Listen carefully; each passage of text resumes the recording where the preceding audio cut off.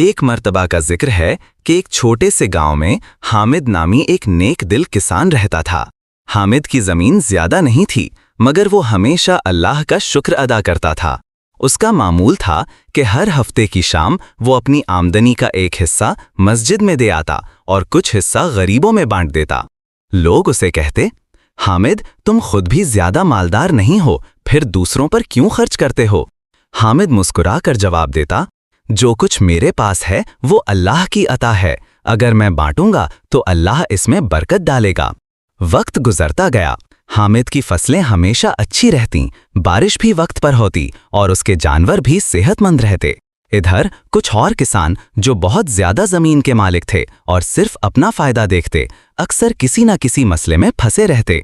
कभी फसल खराब, कभी बीमारियां, कभी नुकसान।